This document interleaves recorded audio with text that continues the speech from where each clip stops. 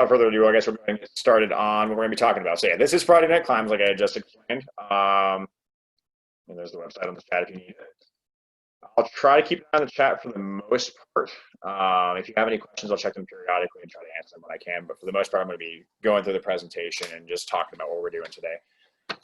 So yeah, just you can put the questions in the chat, or you can just go ahead and say them out loud. Like if at any point you just want to say a question out loud, I encourage you to do that. Probably instead of doing the chat, because I'll just answer it right away and we can get that figured out. So yeah, this is Friday Night Climbs. There we go. Cool. Here's an explanation again. So it's going to be pretty much every Friday at 6 p.m. except for the 10th or 11th because my mom's getting married, so I'm going to not be here for that. But yeah, I'm going to be your primary presenter. Every now and then I might maybe try to get one of the other tower attendants to talk about something that they're passionate about with climbing, but we'll see how that goes. We have all the topics planned out, so we'll see if we have any guest appearances. The weekly topics, well, first of all, we do have weekly topics. That's basically how this works. So there's a topic for tonight. There's topics for next week. They're all planned out and they're all ahead of time. And you might see things like modes of climbing, like different types of climbing, knots and hitches, talks about going from climbing in the gym to climbing outside in the crag, stuff like that. That's the kind of stuff we're going to be kind of going over as we go throughout the semester with these sessions, right? And these are primarily an instructional and a discussion platform. So it's going to be a lot of me kind of just like, providing instruction on just things about climbing and kind of giving you like an orientation and facilitating, what climbing looks like for you. And then it's also a discussion. So I don't want to just sit here and talk the whole time. I don't want to just kind of bark information and then have you guys maybe walk away with some of that. So that's why I want you to be able to feel comfortable, just talking to me at any time. If you have any questions or any points you want to bring up, just please go ahead and say them out loud. And if you have, discussion points, we can definitely talk about things. There's a lot of like weird, great things in climbing and a lot of just strange topics and cool things that have happened that are worth talking about. So if you want to talk about it, I highly encourage that. So this is a time to discuss things for sure. So with that, we'll go ahead and keep going. So today's topic, which I have kind of kept a secret, I guess, is difficulty ratings, right? Now, you might be thinking, what is there to talk about with difficulty ratings, right? Like it's just, if you've been to the tower, you know how a difficulty rating works, right? It's just, 5 point something, and then maybe there's a boulder rating, right? Well, with what we're talking about, I don't want to just talk about the tower the entire semester. I'm not even going to talk about the tower all that much, honestly. I'll just kind of reference it. We're talking about grading systems for literally all of climbing. So we're talking about the Yosemite decimal system, which we kind of use at the tower. We don't use most of it. There's a lot of it that is, relevant to other types of climbs. We do use the Waco scale, which is that V scale you see there. So we'll be talking about that. And we'll also be talking about several different European grading systems, which are, they do the same thing. They grade climbs based on like numbers kind of, but they do it a little bit more subdivided, a little bit more precise, however you want to see it. And it's just a little bit different. It's something to think of. It's kind of like how the US uses imperial units and then everyone else uses metric units. And that's kind of what they do. One of the sad things. But yeah, there's also a lot more. There's a whole bunch of different grading systems. We're not going to go over literally every single one because I think just about every like big European country has their own. There's like the Norway grading system, the Australian grading system, the French system. So we're going to talk about kind of the big ones, the ones that most people will be using out in other areas of the world. And then of course our own, because we live in the US, we should probably talk about our own grading system, of course. So yeah, so we'll be talking about all that stuff hopefully. Now, I do have a small disclaimer with difficulty ratings in general and just kind of the approach to them. So when you go to climb, many people that do go to climb for the first time want to climb, the hardest thing, or they want to see just how strong they are or how challenging things can get. And that's, that's all good and stuff. But I want to at least discourage you from getting kind of lost in that, right? So my first point here is that grades are made by humans, and humans aren't the same as humans next to them, right? And humans aren't perfect either. So because someone says this is this grade, and then maybe you think you can climb that grade and then you get on it and have trouble, that doesn't mean that's the end all be all. That's not like a set point. That's not the way things go, right? So when someone says that a climb is this hard, maybe it is or isn't for certain types of people, and that's something to keep in mind, right? So difficulty ratings are very subjective by nature. Someone gives it a grade, and then maybe some people agree with it, maybe some people don't, maybe some people discuss it, and that's how they get to that grade. There's a lot of ways to go about it, but the main thing is that there's no dead-on proof that something is a certain difficulty, and that's the way it is.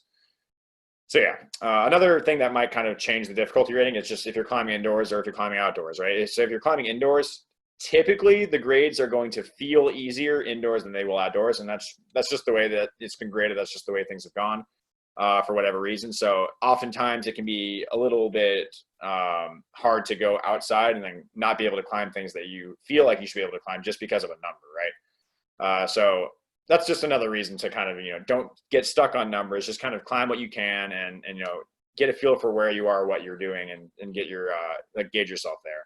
I mean, even just, they say in the U.S. that the eastern side of the U.S. grades everything outdoor, indoor harder than the west side. So if you go climb in the west, you might start climbing higher numbers, but maybe it's the same exact type of climb, type of difficulty, that sort of thing. That's what I've heard. So I can probably agree with that.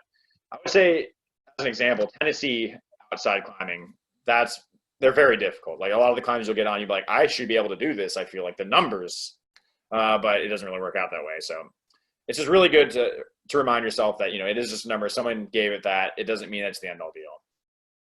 So on the right side here, it says chasing grades and trying to beat out everyone else is just going to bum you out. If you're just trying to be better or like beat a number, then you're not really climbing anymore. You're just kind of chasing numbers. Now, I don't want to completely trash numbers, of course. Grades are still super important, because if you work out, for example, right, and you just lift up arbitrary amounts of weight and you do arbitrary amounts of reps, and you go back next time, you're not really going to have the same routine. You're not going to be able to track your progress and kind of know what you're doing. So knowing what you can climb is still really important. I'd say the main thing is just knowing where you're at. So if you're in a gym and you're familiar with the gym, you'd be like, I know I can climb this grade in this gym. Or if you go somewhere outside and you climb a couple things out there, you're like, I'm comfortable climbing up to this thing. That's kind of where my level is at. Because in the early days of climbing, people didn't really have grading systems. And when they started introducing them, that's just more so they could tell a person like, hey, this is this level. If you climb it and you aren't really fit for that level, then maybe you're going to hurt yourself. Like maybe this is something that's like way too ambitious, right? So that was more of like a safety thing back in the day. Now it's more about, just kind of like a competitive thing. So yeah, just understand the nature of where you are, what the grades are, how it works, and don't be too bogged down by, chasing numbers and stuff like that. So, yeah. So before we can talk about difficulty ratings, hi Kat, we really, really need to go over just a brief talk on modes of climbing, which is next week's topic of climbing, of the Friday Night Climb. So we're going to talk about just like what styles of climbing there are. So indoors, we're familiar with bouldering and top roping. We're also going to be talking about some rating systems that specifically detail things about some modes of outdoor climbing. So just real quick, we're going to go over a couple little things to make sure that we are, good to talk about our topic today. So when you look at modes of climbing, you're going to see a very big difference between indoor and outdoor. There's only so much you can do indoors, but probably a little bit more than you might think. So if you've been to the climbing tower before, if you've seen most types of rock walls, if you have some sort of familiarity with that, you'll see top rope climbs and boulder climbs typically. So a top rope climb is a rope that's fixed at the top, and then someone belays on the bottom, and you just climb. And if you fall, it's a very short fall. You're caught by the rope. Bouldering is climbing without a rope at all, but on lower things on purpose. So you might have a crash pad at the bottom, and you're just kind of climbing complex little things that might be just a couple moves. So that's what you have indoors. You also might find lead climbing, which I put as AKA sport climbing. Kind of, it's not technically sport climbing, but people call it sport. Lead climbing would be all the rope is on the ground and you are still tied in, but you have to clip it into fixed points as you go. It's a little bit more dangerous, a little bit more exhilarating, I suppose, because if you fall, it's a little bit farther and there's a little bit more commitment. It's more mental. So that's kind of interesting. You also have dry tooling indoors, which is not commonly done, but you'll see it every now and then. That's for ice climbers that have ice tools, and then they put little rubber stoppers or picks that are fit for rock climbing holds, and then they use ice picks on rock climbing holds, and they go around like that. They might even use crampons, like those little spikes on their shoes, to actually stick in the little holes in the wall. And some gyms actually allow people to just waltz on in there and dry tool so they can practice for their ice climbing seasons, which is super cool. And then I put aid there because you might not think about aid climbing ever, period, for any reason. But for workers, so an RIT is a rope access technician.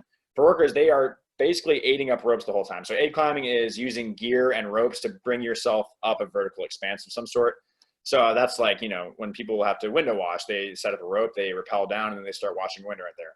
Now, they're not doing it for fun, maybe a little bit, but they're not doing it completely for fun, but they are indeed doing a form of climbing usually because they're using ropes and they're going up and down.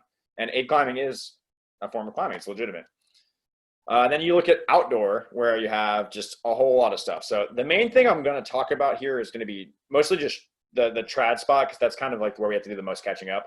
So you'll still have top roping, bouldering, and sport climbing outside. With top roping, you pretty much go to the top of the climb somewhere, set up a top rope, go back down, and then you can top rope on it. Bouldering is the same. It's just harder outside. That's pretty much all there is to it. And you have to bring your crash pads with you. Sport climbing is truly sport. And the reason I say it's truly sport climbing outside is because you have to take clips with you and clip them into the wall yourself, which is apparently the definition for actual sport climbing, whatever. Now with trad climbing, this is going to be really important for gradings because the Yosemite decimal system and something called the British trad system is extremely contingent upon just the way trad works. So when you do a sport climb outside, right, you approach a mountain and there's just like rock there. And if it's a sport climb, then at some point in time, someone decided that to put bolts and metal hangers that are just basically metal loops for you to clip things into. And those are just fixed. They're there. They're stuck. That's what they're doing. So for that reason, you can just bring what are called quick draws, the clips I was talking about, and you can just put them on. You don't have to worry about it. Now, trad is short for traditional climbing. It's the type of climb that took place before bolts were thrown into the wall. With trad climbing, you have all sorts of friction devices and like metal stoppers and just like things on wire cable that you just jam into cracks and you stick it in the little fissures in the wall. And that's what you have to protect you, as opposed to the bolts that have been like drilled and glued into the rock. So it's a little bit more technical. The main thing is that when you're trad climbing, like you're placing the gear, you have to assess how good the gear is and go from that. So that's going to play a bigger part in some of the difficulty ratings we're going to be talking about later, something called the protection rating. You'll often hear about pieces of gear for trad being called protection or pro in climbing. So there's a little bit of terminology there for you, Kat. So yeah. And then you also have the multi-pitch versions of sport and trad. So that's just climbing really, really big walls, but not technically super big walls, because that's big wall climbing, which is below that. So that's climbing basically more than your rope length. So you have a person that goes up, they anchor themselves into the wall somewhere, they bring the person up to them, and then you just keep doing that a bunch of times. Now, big wall climbing is basically doing that, but then you might live on the wall for like a week or two. You're just like camping out, like 2,000 feet off the ground, cooking oatmeal, and then you pack all your stuff up, and then you keep going. So that's more of like an expedition up like a vertical face. So that's pretty extreme stuff, but it uses all the same gear, a lot of the same techniques, and you're still climbing for a lot of it. I mentioned earlier a little bit about ice climbing, but ice climbing is also another form of climbing. You can only do it when there's ice, so you have to wait for like waterfalls to freeze over. You have to get mountains that have a lot of snow and like thickly packed like ice on them. But it's essentially the same as sport, or it's kind of a mixture between sport and trad, because you bring along screws that have like the bolt hanger on them, but you're screwing them into the wall, kind of like, trad, you're putting your own stuff in the wall, but it's ice. So you have, ice axes, and you got your crampons and your foot spikes and stuff. So it's quite different from in terms of feel and technique than, like all the other types of climbing we've been talking about. But I mean, it's just another form, right? And just below that, I put alpinism. So alpinism is basically combining everything together. It's saying, I see this mountain, I'm going to go to the very top of it, whatever it takes. So that could involve hiking, it involves scrambling around, it involves traveling over glaciers with giant crevasses. It might be ice climbing here and there. It might be aid climbing here and there. It might be a little bit of just normal sport climbing. It might have some trad. It's all in the efforts to just get to the top of a mountain, basically, and then, say you did that, which is a really fun thing for people to do, I'm sure. I've not done it yet, but I would like to. And then there's, at the bottom here, soloing. So there's two types of soloing. One is much, much better than the other, in my opinion. So there's rope soloing, which is climbing up a face with all your gear and all your rope by yourself. You have no one there to belay you. It's just you. You're fixing ropes, and you're kind of just going up them as you need to. It's very technical. It's grueling. It takes forever. It's a little bit more dangerous, but you can do that, and you can do that without having any injuries usually. And then there's free soloing, which is a very popular thing with Alex Honnold. Free soloing is climbing with no protection on big walls, no ropes, no nothing. Don't do it. Please never do that ever. It's bad. But it is another form of outdoor climbing, and some people do partake in that. So I wanted to at least mention it. Then yeah, I didn't put it at the bottom there because the list was going to be pretty big, but there is also leading aid pitches. So I mentioned lead climbing. Lead climbing is when all the rope's on the ground, right? Some people will have all the rope on the ground and then go to a mountain and aid up the pitch. So they put things in, and they pretty much just pull on the gear the whole way and connect themselves, as opposed to climbing on the actual rock. So they're using gear to climb instead of the rock, and then just kind of moving up the rope as they go. So this was a pretty big catch up, and we're going to go over this a lot more in depth next week. But is there any questions before we go ahead and move into the actual difficulty rating systems? Josh, where would you say mountaineering fits into this list? I would say mountaineering is basically alpinism, except I would say mountaineering is more expeditionary. Like if you have like an alpine climb is going to be kind of going up a mountain, whereas mountaineering might just be like, I'm going to live in the mountains. I'm going to go travel across the mountains. We're going to do a through hike through this patch of mountains. So it'd probably be a series of like intense camping, you know, hiking around. Alpinism too, if you're really going for like the full mountaineering experience. So I'd say like mountaineering is pretty much living in the mountain, and then alpinism is kind of like getting a little taste of that. It's kind of just getting a fresh look on it. That's a good question. Nice. All right, so we have a picture of the tower here. The nostalgia is there. Yeah, we're going to talk about just what we use at the tower, right? So I mentioned before we use the Yosemite decimal system. So you might see something like 511B, right? And it is abbreviated YDS. You'll probably hear some people say, what's the YDS of this or that? So that's just an example of what you might see for Yosemite decimal system. We're about to just absolutely dive on into that, so I won't go over exactly what 511B means, but that's just a grade for a top rope or sport climb. It's a grade for a rope climb, basically. And then we also at the tower use the V scale, or the Waco scale, as it's also called. And that's going to say like V1, V2, V3. The higher the number, the harder the boulder problem is. And that's used exclusively for bouldering problems. So that's what we use at the tower. We don't even use those fully, though. We might use the V scale somewhat to its fullest extent. But the Yosemite decimal system, we're barely touching the iceberg, as the last slide says. So we're going to talk about the Yosemite decimal system first. Brace yourself, because this slide has a lot of information. I'm going to explain it all. So the Yosemite decimal system was originally created by people who were kind of mountaineering and hiking around. And then some people were like, you know, I really wish that before we got to this crappy section of hiking that we would have known that we could, like, there's giant gaps and huge fall zones and weird exposure, right? So they're like, yeah, that's a good idea. And then they decided to put together at least the very first thing here, which is the class or the classification of the Yosemite decimal system. So I'm going to go back 2 slides real quick. So the classification is that first number right there. So that's the 5, right? At least for our sake at the tower. So there is 1 through 5 on all the classifications. And basically what the classification describes is how difficult is the terrain that we are traveling on right now, right? So if it's class 1, and this goes for basically like classes 1 through 4 is mostly just for hiking reasons. So class 1 is going to be light hiking that may need you to wear hiking boots. It's low difficulty. This is like a somewhat leisurely hike through the woods type of deal. Class 2 is going to be, maybe it has some obstacles in the way of the trail. You should probably bring hiking boots. You should probably keep an eye out for things. Injury is pretty unlikely, but it could happen for sure. Class 3 is going to be limited scrambling. So scrambling is when, you know, you're kind of like bear crawling around and maybe you have to like go up and over things and kind of like climb over easy obstacles for the most part. And class 3 is saying that, you know, maybe you have to do that every now and then. It's somewhat advisable, maybe depending on the situation, that you might want to have a rope just to kind of make things a little easier, maybe like a hand line or something to grab onto as you go. A fall in class 3 terrain could hurt you. I mean, if you take like a weird fall, you might like twist your ankle or something weird might happen. It's not guaranteed, but it's definitely not out of, you know, the realm of possibility. Class 4 means that the path is pretty treacherous and it's quite exposed at times. So maybe you're close to a cliff edge and, you know, if you just fell over the cliff edge, you fall over the cliff edge and tumble down a bit, right? It's kind of scary. So it's saying that, you know, you probably should be using a rope. There's a technique called short roping where you just kind of have a rope connected to you on a harness connected to someone else like a few meters away.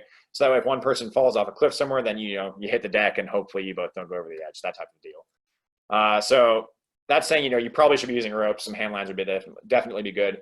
A fall will probably hurt you pretty bad. It probably won't kill you, but it's not going to be good if you fall. And then class 5 is where rock climbing falls in, right? So that's where you need to have technical equipment, technical abilities, and a fall is almost definitely going to really hurt you or kill you. So that's rock climbing, right? It sounds a lot more scarier when you're just talking about the classification, but really all that's saying is like, hey, you're supposed to be using a rope. This is like a really tall climb. You should probably, you know, do rock climbing things with this. So yeah, that's what the classification is. So that's going to be the first number. Like we saw, 511B was that example that we're kind of thinking of. And there is a period between the 5 and the 11. I'm just, typically we say just 5:11. We kind of skip over that dot or the period. So the next thing you'll see is that 11 in this case, on the example here, I have 5.0 through 5.15D. The subclassification is only applied to class 5 because all the other, classifications are just sufficient for hiking. But for rock climbing, we need to really have a good idea of what we're getting into. So it runs currently from 5.0 to 5.15D. 5.15D is the hardest climb in the world at the moment. I believe it's silence. It's just dummy hard. And then 5.0 is going to be terrain that many people could, like, I would describe it as maybe climbing up a ladder. Like anyone, like not anyone, but a lot of people could climb up a ladder with relative ease. But I mean, if you go high enough on a ladder and then fall, bad things will happen. So it's kind of like that. There is kind of like a way that people like to break down, like 5.0 up to this point is more beginner, and then they section it off like that, and it's usually pretty accurate for the most part. But I didn't include that because we're just going to be talking about how that kind of just how the progression goes on as it is. Now with the subclassification, there's also a subclassification, if you want to call it that, and that's the letters you're seeing. So for 5.15D, what that's saying is that this is a 5.15 that is very, very hard on the 5.15 like grading scale kind of. So anything that's 5.10 and above is gonna be eligible to receive an A, B, C, or D. It only goes A through D to kind of just better tell you how hard that is. So I mean, 5.10A is going to be much easier than a 5.10D, but overall, it's going to feel like a 5.10 for the most part. If it's a route rating that's below 5.10, they typically just use a plus or a minus to kind of give you just a better idea. Just because when you get into those higher grades, like an A and a D is a very far apart like kind of rating, whereas in the lower grades, if there were to be, for example, like a 5.8A and a 5.8D, they wouldn't really feel that different because they're just too close.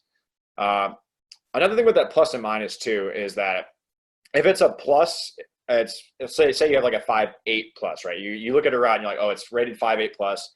That means that it's 5.8 and it's like kind of hard in its 5.8 way pretty much the whole time. Whereas a 5.8 minus is going to say this might feel like a 5.7 with like a 5.8 pop right there. It might just be like a little bit of 5.8, and that's why it's rated 5.8 minus. And that's just kind of the way they usually go with those. It can be a little confusing at times because some people don't agree on exactly how those work. Some people might just think like 5.8 plus is just hard 5.8 and 5.8 minus is plain like hard 5.8, or sorry, easy 5.8. But yeah, that's something to get used to for sure. And there's also other things to the Yosemite decimal system. So at this point with the class, the subclassification, and then the subclassification, subdivision, whatever, that's the tower. That's what we use. We use that much. That's the extent that we go to. We don't even usually use the A, B, C, D. We just kind of say 5.11, 5.12, and go from there with all the other ratings as well. Every now and then we'll throw the plus and minus on there if we feel like it's really swaying to one side or the other. So yeah, there's other parts though. So the grade is going, now I've been saying grading systems kind of arbitrarily, but there is something actually called the grade of the route. That's a separate than just calling something a grading system. So what that is actually, we use Roman numerals for the Yosemite decimal system, and that describes how long you will be on the route probably. Now, this is pretty much not applicable to us at all because a grade 1 means you're going to be on that route for 1 to 2 hours. So this is more applicable for climbs that are outside, typically multi-pitch. If it's not a multi-pitch climb, it's not going to have a grade typically. It'll just won't include that information at all because it's irrelevant. So yeah, if it is a grade 1, you're probably going to be there for an hour or two. Now, if you skip all the way ahead to the highest grade, which is grade 7, it's going to be you on the wall for a week or longer climbing the one same route. So that's like big wall climbing basically, right?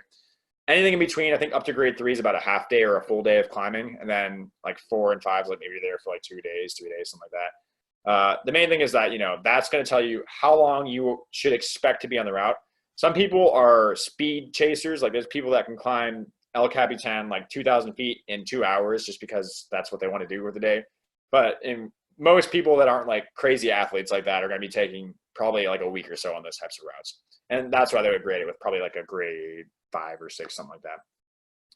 And this is where the bit about trad comes into play, right? So the Yosemite decimal system actually uses the US movie rating system as well as part of its grading system. So you might go outside and see a route that says, I don't know, 5.10D, and then it says PG-13 next to it. And you're like, what in the world is going on there? Now, they kind of there's a lot of definitions that go into this. Overall, the higher the movie rating, the more dangerous the route is, regardless of how right you do everything. So this is going to be the protection rating. So say you're climbing trad, right? And there's all these pieces that you're trying to find. If it has a low rating, so G, there's good placements. That means everywhere you look, you can find a place to plug some piece of gear.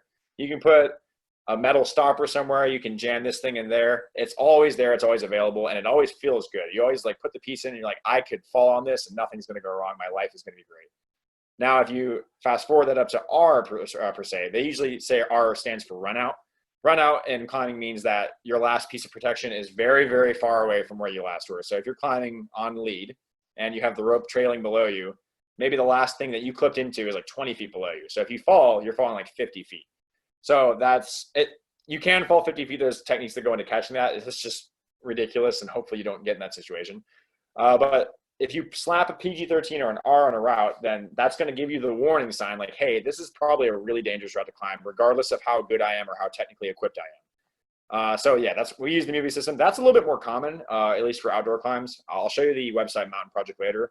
Mountain Project's a pretty standard and crowdsourced place to get route ratings for outdoor climbs and stuff. And you'll see oftentimes there will be PG-13s or Gs or Rs on certain things. And so you'll see that every now and then. The least common thing that you'll see from the YDS is the grade. Like unless you're doing a super big wall climb, no one's going to slap a grade on the Yosemite decimal system. So yeah, are there any questions before we move on to the Waco scale? Looks like we're cruising. Okay. All right, so yeah, we're going to talk about the Waco scale, aka the V scale. So a little fun fact, the reason it's called the V scale or the Waco scale is because of a guy named John Vermin Sherman. It's Vermin's like in parentheses, that's his nickname. He used to climb at a place called Waco Tanks. I believe that's in California. I might be wrong. But there's a place called Waco Tanks, and there's a pretty popular spot to climb. And then he just decided, I'm going to make my own rating system. We'll go by that. They call it the V scale or the Vermin scale. Or the Waco scale. It's got too many names, honestly. Yeah, it runs strictly just from V0 to V17. V17 is like they describe it as the stuff of dreams. No one's done it. It's too hard. Like people are chasing it. It's someday people will go after it. Whatever. That's like the super hard elite kind of stuff that you'll find. And then V0 is a very, very introductory kind of beginner boulder that will welcome you with open arms and make you feel real happy inside. So on this picture here, I'll refer to it a little bit later because it does have 3 different grading systems, 2 or so of which we'll talk about. But if you look on that left side, I'll look in the chat real quick. Thank you very much. I did not have that prepared. So yeah, Waco Tanks is in El Paso, if you didn't see that in the chat, in Texas. So yeah, looks like there's even, some people will say there's a VB. Not everyone acknowledges the VB. Not every gym or place, has that as a thing, but it is. That means V beginner basically. And it's pretty much what you see. The lower it is, the easier it's going to feel when you climb it. So you'll see green is going to be more the beginner. Yellow is more, you get the feel of it, and then you start to go higher and higher. Most of what you'll see, at least at the tower, the highest you'll probably see is V6, maybe V7. And that's just kind of setting limitations. That's the way it goes. If you're, like a world-class gym, you have these really professional setters that have these setting certifications, they might be able to pop into about the 11 range. 11 is pretty high even for a gym. And then anything else is pretty much exclusively outdoors. Just really ridiculous, like people hanging on the edge of those other fingertips. It's really ridiculous. But yeah, so bouldering has a lot of numbers for the reason that, it does get so hard and it's very technical and it's very puzzling. So they want to make sure they subdivide as much as they can. If you look over at the font system, which we'll talk about just a bit later, or we can talk about it now, actually. The font system is just a little bit more subdivided. The only difference between the font system and the V grading system is that the V grading system is US, and font is short for Fontainebleau, which is an area of climbing in France. That's the French climbing system for bouldering, and that's pretty universally used in Europe. Now, the thing to note about it is, well, first of all, I have no idea why it starts with 3. That's just bizarre to me. It starts with a 3. But yeah, it starts with 3 and it goes through, and then it has like 3, 3 plus, 4, 4 plus. And as soon as you get past 5, that's when they start throwing in like the A's, the B's, and the C's, kind of like the subclassification for the YDS that we saw. So yeah, you get that 6A, 6A plus, 6B, 6B plus. It's really subdivided. So a lot of people will tell you that the font system is more accurate, and I mean, I believe it is. It's probably like the metric system in that kind of comparison. But you can really nail down exactly what you're climbing more so with the font system and that grading system than you could with the US. Because if you're someone that climbs, say, a V8, which is very difficult, that's very challenging, you might hop on a V8 that is technically a 7B in font or a 7B plus in font, and then you'll be like, I've done a V8 before, and then it's very, very, very hard because it's a very, you don't know that it's a very hard V8, but it is. Whereas if you have, the knowledge that it's a 7B plus, then you'll know going into it, like, hey, this is going to be pretty rough. So because it's a little bit more subdivided, that's kind of the way it works. And you'll see that's kind of a trend with the European grading systems. They're a little bit more subdivided, a little bit more classified than the V grading system or the Yosemite decimal system. So yeah, I've never personally used anything but the Yosemite decimal system and the V grading system, just because I live in the US. I've grown up climbing in the US, so I've never given it a try or really looked into it. But I can definitely see the advantages of it, and it would make sense to do that. Now with these systems, you can already see on like the V0 section of the left side that there is a plus and minus in there. But in general, like pluses and minuses aren't really limited to just V0. Like that could go as high as like V5, V4. They typically don't do those for the higher grades just because the higher grades are already so close to each other that they don't really feel like throwing pluses and minuses on them for the V grades. And then because of the subdivision for the font grading system, that's just totally unnecessary because they already have the pluses.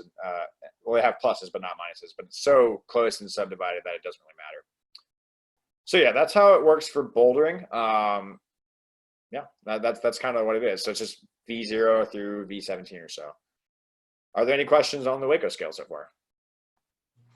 How is it used to like grade a route? Like, are there certain moves that will classify it as a higher grade, or is it just like purely like a feeling thing?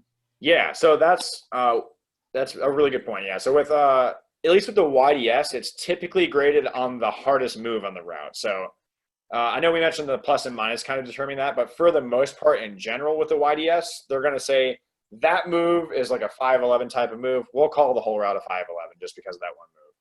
With bouldering, it's not so much that. It's more that the entire thing is graded as this type of climb. So if you find something that's really cruisy at first and then has, that one hard move or whatever, they might kind of just condense that into one grade. So that move might feel like a V6 move, but because everything else was so easy, they're going to say overall it's a V5. So it's a little bit of a different mindset to approach things. Like you might get on a climb that you feel prepared for, and then, it might be a little bit more than you bargained for at one point. Whereas with the YDS, you might, get on something like this is far under what I expected, and then you hit a move and you're like, okay, that's what I thought it was. Or you might, it might go along like that. So it's a little bit of a different mindset to go into each of them. Bouldering is definitely more difficult in general. Like the moves and the techniques and the thought process behind it is going to be a lot more involved. So just with the rating system, they kind of just try to condense it all and make it a big problem. So yeah, that's usually how it works. I mean, again, humans aren't perfect. Some people grade things and you're like, this is wrong. This is incorrect. This cannot be possible. And that happens. I mean, sometimes you find something and it's just not what it's supposed to be or not what it seems, and that's just due to humans and humanity and stuff. So it's a good question. Cool. Are there any more questions? Cool. We'll keep rolling then. Yeah, we did talk about the font system, but we're going to go ahead and talk about the lead climbing, sport climbing stuff for Europe starting now. So we're going to start off with the French system. Now, predominantly, most of Europe uses the French system to the point where they often refer to it as sport grades, period. Like that's just what you call sport grades, so that you'll hear French or sport grades. On a lot of these diagrams that I've been looking at, the one that I'll show you, I think it does say sport grade right there. And I'll also give you a heads up. This diagram it's got a lot of different countries and things on it. And the left side is predominantly the British trad system, which I hope to talk about, but we'll talk about the French system first. Yeah, it's quite different. If you look at that second row where it says sport grade, that's what we're looking at. So you can also see that the USA YDS system's on there. So you see the 5, what's it, 1. Yeah, they have it as 5-1. Some people just leave off certain grades for the sake of space. Or for equating things here. So if you look at the sport grade, it literally starts at 1 and it just runs down to 9B. Technically, I think 9C is actually the highest in the world right now. They just don't have, maybe this isn't up to date. No, it's 2008, so yeah, it's not up to date. But yeah, so it starts at 1 and then just goes. So it's very intuitive. I mean, it makes sense to start at 1. If you're a new climber in Europe and you're like, I want to start climbing, how hard is this thing? Well, you could tell someone, well, the grades run between 1 and 9. And that makes it, it's very intuitive. It's very easy to look at. It's very easy to work with. So you'll see that it has 1, 2, and then it has 2 plus, and you might have 3 minus. So they have pluses and minuses here and there, just kind of thrown around. And then they get into the A's and the B's and the C's, just like the font scale. So if you saw the font scale, at 6, it also started with the A, B, and C's, and it keeps going down from that. So it's very similar to their bouldering system as well. So it's somewhat easy to translate, how the system works from one, bouldering to sport climbing in Europe. The funny thing is that the difficulty, like say if you climb a 5 plus on a top rope and you climb a 5 plus on the font grade, so it'd be F5 or whatever. Well, it's not going to be at all the same difficulty. An F5 is going to be, I believe, harder than an actual 5 plus would be. So they don't translate directly in terms of difficulty, but in terms of intuitive, the way it works, it's pretty much the same thing. So yeah, you can kind of like look across and see how it compares. So if you see 5.8 is kind of the cap for beginner routes, according to this list at least. And I can somewhat agree to that, I guess. 5.9 is where things start ramping up. A 4 plus is what that is for the sport grade. And whereas if you bump it down even further, you start getting to where the 512s are. You'll see all the 512 A, B, C, D. It's the same number over and over again. You'll end up getting that 7A, 7B, 7B plus. So in what, let me see, 1, 2, 3, 4, 5, 6. There's 6 sevens there. So that's 7A, A plus, B, B plus, C, C plus. You actually only cover about 3 different grades in the YDS. So the YDS is just kind of blasting through its grading system, doing its thing, and then you're kind of getting lost in the sauce on just blowing through different grades. Whereas with the sport grading system here, you have, this is what 7 is, and we've subdivided it very precisely. So it's, oftentimes a little bit easier for people to get a really good idea of what they are climbing. Some other grading systems are, they're pretty dang similar if you look across here. Like if you look at the UIA one here, it's basically the same idea as the sport grading system. It's just in Roman numerals. So kind of the same feel. Norway's also kind of doing the same thing. They just kind of are slightly varied from the sport grading system. And kind of the same with Australia and South Africa. They're just using bigger numbers. I mean, they're just starting earlier, subdividing more and using bigger numbers. So essentially, Europe's mostly just taking a numerical system and running with it. Now, you might be wondering, okay, so at least with the YDS, right? We talked about all these different things about the terrain and how how well it's protected, and just how long am I going to be on the wall? It seems very specific when you include all the bits and pieces to it, but where is that for Europe, right? That's what the British trad grade system is right there. So to the left, these giant freaking, what is that? Is that the one I'm thinking of, right? The British board where it has those diamonds on it. But yeah, that's what that's for. So what the British trad grade is doing is it's using the sport grade in addition to this massive protection rating thing, right? So what they want to do is separate, how hard is this to climb versus how hard is this to secure myself to, very completely and very differently, which is essentially what the YDS does. But sometimes people just leave things off, and you'll get on a route and be like, this is hard. This is hard to find things, and you just might not have even known about it. So it's very silly, but I'm going to go through it all because I think it's great. It starts off at moderate, difficult, very difficult, hard, very difficult, and then it moves into severe. That's the green ratings. And then it goes to hard, severe, hard, very severe, and then you move into all the extremes. So then they have extreme 1, 2, 3, 4, 5, 6, 7, 8, 9, 10, 11, right? So if you combine things, it starts to get a little funky, right? So let's say you are climbing a 4 plus, right? So that's a relatively friendly route. It's more of a beginner route, right? But it's rated E9, right? It's an E9 4 plus. What that means is that the climbing is great. All the holds are there. Everything's nice. It's just that you're probably going to climb for 50 feet without securing yourself to anything. And when you do, it's not good. You might start climbing and then it might just fall out all on its own. And you're like, well, that's very sad. So that's the protection rating for the most part. And you'll also note that on each of the tiles, it says bold at the top and then safe at the bottom, right? So what that's saying is, we'll look at specifically, I believe, very severe. So look at the very severe yellow square. It's the second one. So it says at the top, a 4A is bold, whereas a 5A is safe. So if you're someone who's a 4A climber and that's where you're at, and you're climbing a very severe 4A, they're saying that's bold of you to do. That's kind of scary. because you're climbing an easy route for the most part, but it's very dangerous, right? So you should, if you're comfortable climbing that range, you should be a little careful. Whereas if you're climbing a little harder than that and you're still climbing in that very severe range, well, because you can climb harder, then you're probably going to be more all right if you're climbing a harder route. So it's saying it's more safe if you climb the harder on the very severe scale. And that goes for any of these, right? Now, granted, when you get into like E6 through 11, it doesn't really matter how hard you climb or how secure you feel. Everything's going to be bad. That's just the way it is. It doesn't matter. But yeah, that's just kind of a way of differentiating that. And they won't always do that. Like if you're climbing a trad route in the UK, they're not always even going to include like these ratings here. But if there's any concern at all for the protection, they're going to put something on there for it. So it just really breaks it down quite a lot. And it's really important to kind of realize where you're climbing and what type of difficulty that is. I guess another way to think about it too is if you look at a very hard route, so say you're climbing 8B plus, which is very elite, like athletic, super crazy climbing, but it's rated difficult, then that means that though the moves are very, very hard, every time you clip in or put something in, it's going to be brilliant. It's going to be awesome. It's going to have absolutely no problems. You will have a good all time. Maybe falling because it's really hard, but you'll fall and you'll be okay. So yeah, that's kind of how that works. That's the British trad grade system. Yeah. Now I will say this is actually the last slide I do have on here, but I do want to at least speak on aid climbing, and we're going to show you guys just some of what the actual things look like on Mountain Project, because that's the actual website that many climbers use, myself especially. I've never bought a guidebook before, mostly because I don't want to spend money on them.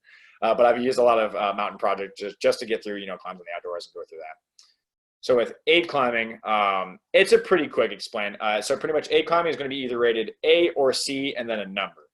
Now with aid climbing, if it has an A, that means they're saying you need to bring a hammer to hammer crap into the rock, which is very sad and not very LNT of them. But if it's C, then it's saying you can use trad gear, which is pretty clean. You just put it in and remove it when you're done. It doesn't really break anything or scratch anything up.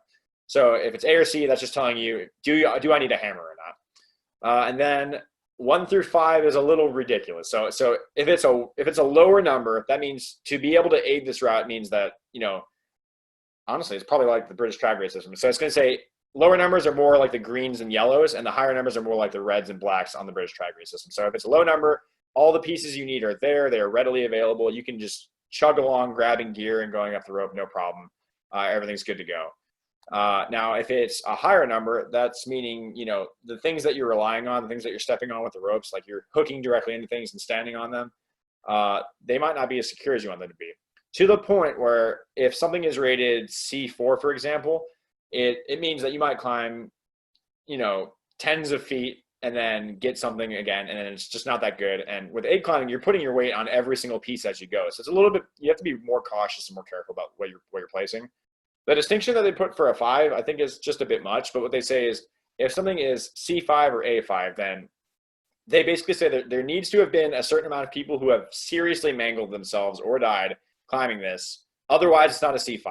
They say if someone, and sometimes they don't even consider that. They'll say, well, this amount of people have, fallen off and fatally injured themselves.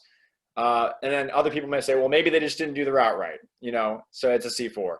So I don't even know that there is any 5 routes unless they're legendary things, that no one wants to climb because of fear, which is fine. They probably shouldn't climb them. But that's what the 5 rating is for both A5 and C5. That's stuff that's just so ridiculously dangerous and kind of just out of the picture that we don't even have a good concept of it because we just don't know if we're doing the route right or if we're going along the right path, that sort of thing. So that's a brief look at aid climbing ratings. Some climbs in the YDS will actually have an aid rating and the Yosemite decibel rating because maybe it's a big wall climb. So maybe some of the pitches you're climbing, you're actually free climbing. So that's with a rope, of course. So you're climbing with a rope and doing normal climbing. And then sometimes you'll just be aid climbing because maybe you just can't free climb that. So you have to switch step every now and then. So you might every now and then see I don't know what every now and then is to you guys, but if you look up like big tall walls, you'll see like 5, 9 plus PG-13 and then like an A3 on there. It'll be like a whole big hodgepodge of things. And if it has, an aid climbing rating, it's probably also going to have a grade because it's probably really tall. So yeah. That's how aid climbing ratings work. Do we have any questions before we dive into Mountain Project? Right. Sweet. So I'm going to go ahead and figure out how to switch my screen to something different. New share, there we go.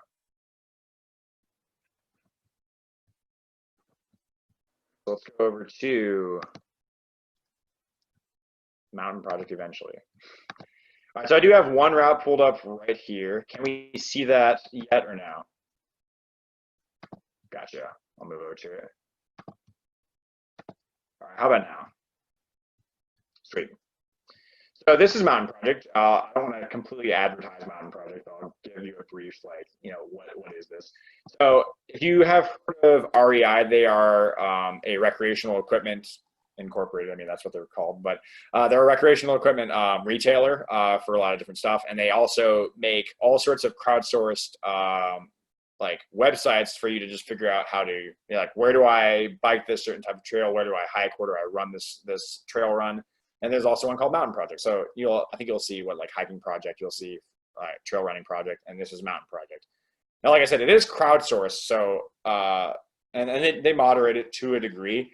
But a lot of this is just gonna be like 10 people climb this. They're like, I voted it was this difficulty. So there we go. And that's like an average of how it works. And for the most part, it's pretty, I don't want to say accurate, but it's pretty realistic to what you should expect when you go to that route. I pulled up something here that is a really tall climb. So if you look at this website and you find a route, you can type in routes by names, you can look by region, you can go by quality, by types of climb, stuff like that. So when I looked this up, I literally just looked up something that has a crapload of pitches and is anything between like 5'4" and like 5'15" deep. That's as hard as it gets. I'll see what's in the chat real quick. Yeah, that's all fine. If you have to, you can definitely do that. So yeah. We are down to this again. So we have trad alpine. It's 2,800 feet. So it's a really tall climb, 848 meters. So by looking at this, we know that it is a trad climb. So if you were to climb this, you'd want to bring trad gear. It says that it's an alpine climb, so you could expect to do some hiking and scrambling and just weird things, maybe some ice climbing. And it says that it's 20 pitches long. A pitch is typically about anywhere between 90 and 120 feet, which is really long. So that's, a lot of going up. And then here it does actually specify a grade. So it says it's grade 4. That means it's going to take you about a weekish or so to climb this route. Typically, in normal conditions, you're climbing it at a proper pace. Some other things you might note that I forgot to mention, a lot of guidebooks, and this website will give you what's right here is this quality rating, right? So if it has 4 stars on Mountain Project, that means 177 people agree that this route is fantastic. This route is awesome. Whereas if you look to the left here, the Sherpa Glacier, a lot of people have agreed that this route's kind of whatever. And if you see something that has, right here, this is a bomb, right? It literally says avoid right there. If you see a route rating, and I've never actually seen one on a mountain project that just has a bomb, but if it has a bomb, that means it's extra not worth your time to even bother thinking about climbing that. Like, it's just not a good climb. Maybe it's like covered in rock that's breaking loose. It's just going to tumble down. It's a mess. It's dangerous to climb. It's just not fun, dirty, like whatever else. So that's what you would expect from a bomb climb.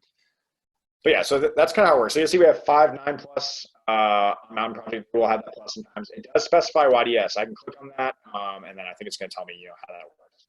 We have more information on Mountain Project from that with this. On Mountain Project, I do believe that you can set your preferences to whatever climbing system you're working with.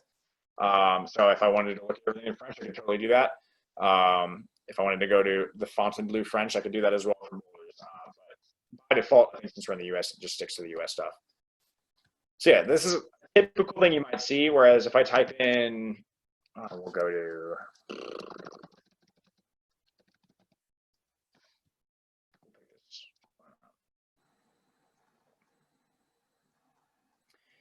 so if you look at this, this has, instead of that plus like the 5.9 had, you note that now that since this is a 5.10, it does have that D on the end there.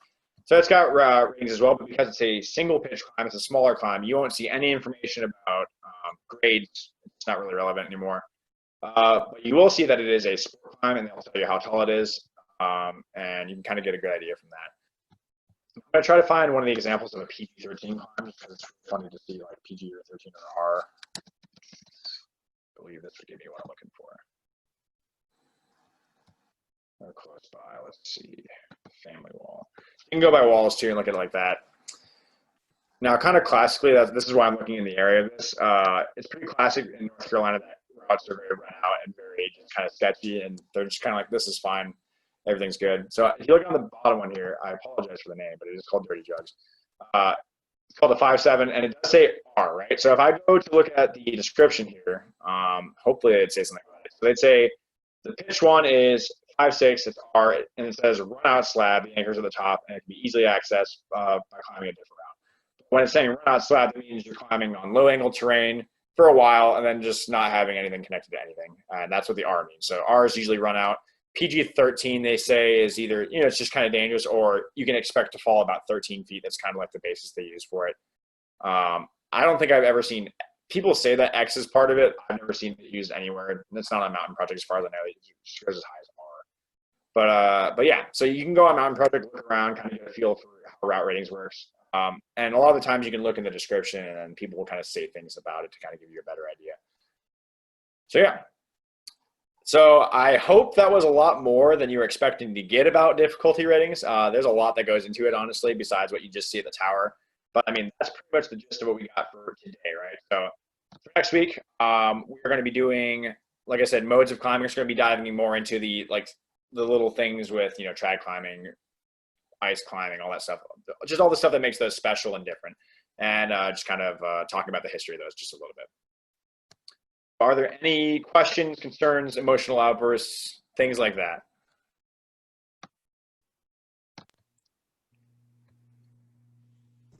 I do want to add just one quick thing.